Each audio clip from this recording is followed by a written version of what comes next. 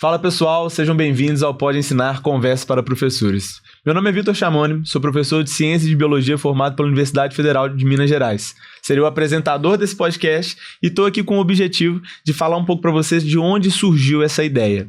No presente momento, eu sou estudante de mestrado, mas espero que lá para o 4º episódio eu não seja mais estudante, seja de fato mestre em Educação e Docência.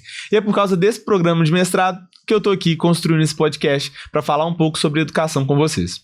A ideia desse podcast surgiu lá em 2022. Eu atuava como professor de ciência no 9º ano de uma escola e eu estava passando por um desafio muito difícil. Eu dava aula de química. Para quem não sabe, o professor de biologia muitas vezes, quando está atuando no ensino fundamental, acaba sendo professor de química e de física ao mesmo tempo. E numa dessas, eu precisava ensinar modelos atômicos. Naquele momento eu pensei assim, vou tentar lembrar aquilo que os meus professores de ciência do 9º ano me ensinavam, aquilo que o meu professor de química no ensino médio me ensinou também, e tentar repassar da melhor forma para os meus alunos. E aí eu cometi um grande erro. Eu fui extremamente dogmático. O que eu quero dizer com isso? Para mim o que importava era o conceito. Eu tinha que falar do que era o modelo de Dalton, eu tinha que falar o que era o modelo de Bohr, o modelo de Rutherford, e aí na base do registro, aula expositiva, no quadro, a aula tava um saco. Quem é meu aluno aí talvez assista esse vídeo, pode até comentar.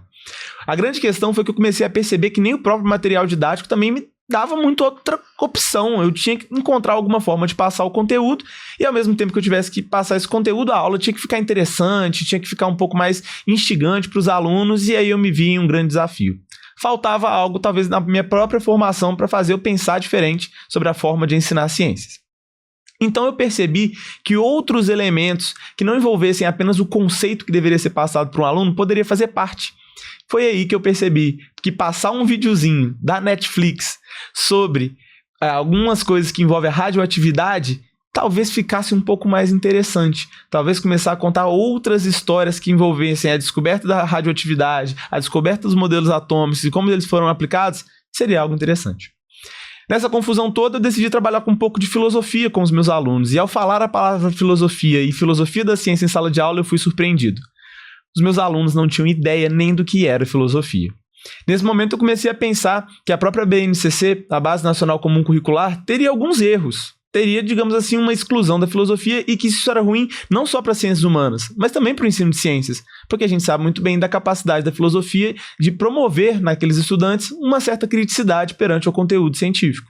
Senti falta disso. Comecei a conversar com eles, comecei a falar uma coisa ou outra de filosofia, e aí em determinado momento do ano, eu percebi que eu deveria estudar mais sobre filosofia, estudar mais principalmente sobre filosofia da ciência. Foi a hora que deu a ideia de me inscrever no programa de mestrado da UFMG da Faculdade de Educação, um programa chamado ProMestre.